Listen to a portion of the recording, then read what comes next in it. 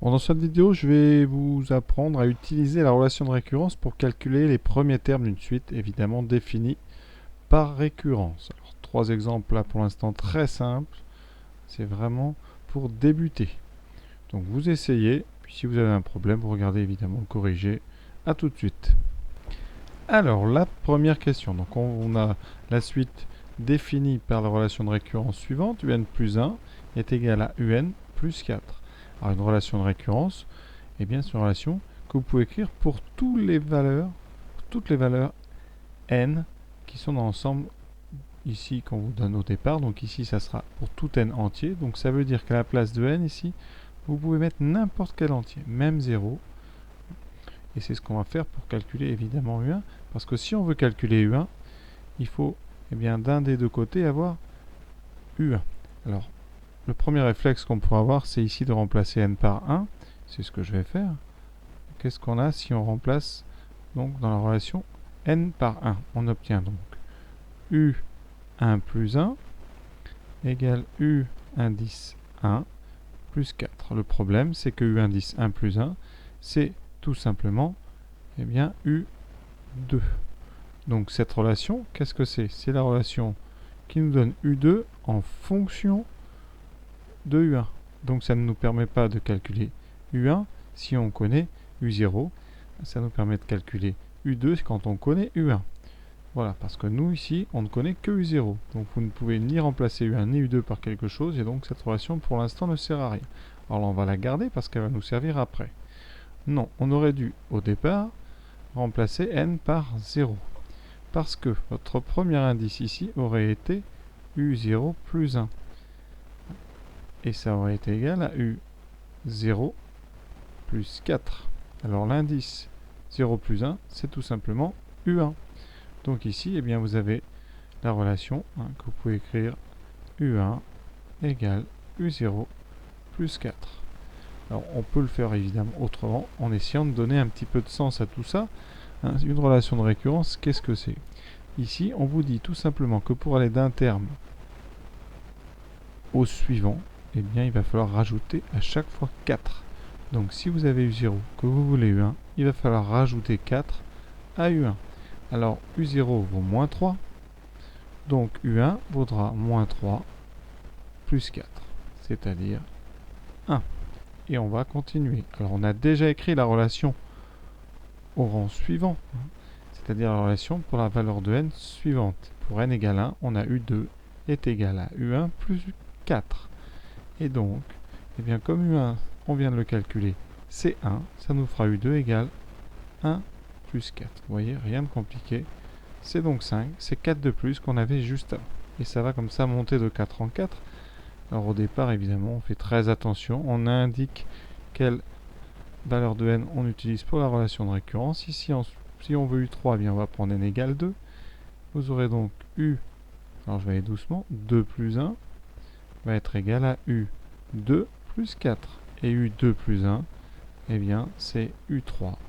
Et donc on a U3 qui vaut U2 plus 4, c'est-à-dire comme on a U2 qui vaut 5, eh bien ça nous donne 5 plus 4, donc 9. Et vous avez comme ça les termes de la suite, qui volent moins 3, puis 1, puis 5, puis 9, et on doit rajouter 4 à chaque fois. Donc voilà notre première suite. Donc on a bien répondu à la question puisqu'on avait calculé U1, U2 et U3. Voilà comment on va procéder à chaque fois. Il faut aller calmement et surtout faire très attention à l'écriture. Il faut vraiment écrire le U plus gros que l'indice et l'indice bien dans sa position en bas à droite du nom de la suite. Vraiment très important, surtout le plus 1, ne pas mélanger UN plus 1 et U indice n plus 1. On verra ça dans des exercices ultérieurement. Donc la question 2. Donc là, la relation de récurrence, c'est U indice n plus 1 est égal à 3 fois U indice n moins 2. Alors on va faire comme tout à l'heure, on va écrire cette relation pour des valeurs de n, et on va commencer tout simplement par n égale à 0. Ça nous donnera U indice 0 plus 1, donc U1, est égal à 3 fois U indice 0 moins 2. J'ai remplacé n par 0. Et comme on connaît U0, eh bien ça va nous permettre de trouver U1. Donc on a trouvé U1 en fonction de U0. Et on va remplacer, comme U0 vaut 2, ça nous donne 3 fois 2 moins 2, donc 6 moins 2, donc 4. Et on va continuer jusqu'à ici U2, U3, donc jusqu'à U3. Donc le suivant, eh bien, on écrit pour n égale 1.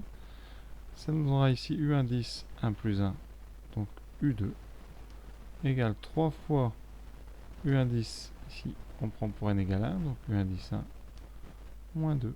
Et donc ça nous donnera 3 fois ce qu'on vient de trouver, 3 fois 4, moins 2, 12 moins 2, donc 10. Et on va continuer une dernière fois. Pour n égale 2, eh bien U1 10, 2 plus 1, 3, va être égal à 3 fois U1 10, 2, moins 2. Et après, ça devient de la routine, donc ça fait 3 fois 10, moins 2, 30, moins 2, 28. Vous voyez, donc cette suite-là, c'est très simple. Pour passer d'un terme au suivant, on multiplie d'abord par 3 et on enlève 2. Donc là, on fait 3 fois 4, 12, moins 2, 10. 3 fois 10, 30, moins 2, 28, et etc. Le suivant sera 3 fois 28, moins 2. Donc voilà, rien de bien compliqué. Alors, troisième, un petit peu plus difficile, puisqu'on a ici UN plus 2 en fonction de UN plus 1 et de UN.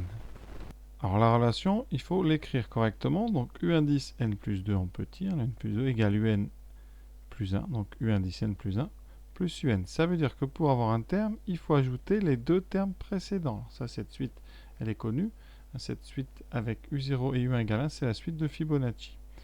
Alors qu'est-ce qu'on peut faire? Eh bien, on va tester les premières valeurs de N qu'on nous accorde. Ici, c'est N entier, donc on peut commencer à N égale 0. Donc pour N égale 0, on aura U indice 0 plus 2, donc U2, qui sera égal à U indice 0 plus 1, donc U1, plus U0. Et comme on connaît U1 et U2, puisqu'ils sont fournis obligatoirement, on a besoin ici de deux termes pour initialiser cette suite. On aura donc 1 plus 1, donc U2 vaut 2. Et on va continuer. Eh bien, pour n égale 1, cette fois-ci, on aura directement U3, donc 1 plus 2, qui va être égal à U2 plus U1. Et on aura donc 2 plus 1, 3. Et à chaque fois, eh bien, vous allez faire la somme des deux termes précédents. Donc là, on commence par 1 et 1. Après, vous aurez 2, 3. Et ensuite, eh bien, on peut faire ça rapidement. Le suivant, ça sera 3 plus 2, 5. 5 plus 3, 8. 8 et 5, 13. 13 et 8, 21. 34. 55, etc. Ça ne s'arrête pas. C'est le principe des suites. Les suites ont un départ, mais un début, mais il n'y a pas de fin. On peut prendre des valeurs de n aussi grands que l'on veut. Il suffit de remplacer dans la relation ici de récurrence n par 100 000, 100 milliards, etc. pour avoir des termes supplémentaires. Donc voilà comment on peut déjà aborder les suites et surtout l'utilisation des indices. Il faut vraiment faire très attention, écrire bien et faire les choses calmement et toujours savoir pour quelle valeur de n vous utilisez la relation de récurrence qui définit la suite, quand elle est définie par une relation de récurrence. Donc voilà, écoutez, cette vidéo s'achève, je vous souhaite une bonne fin de journée.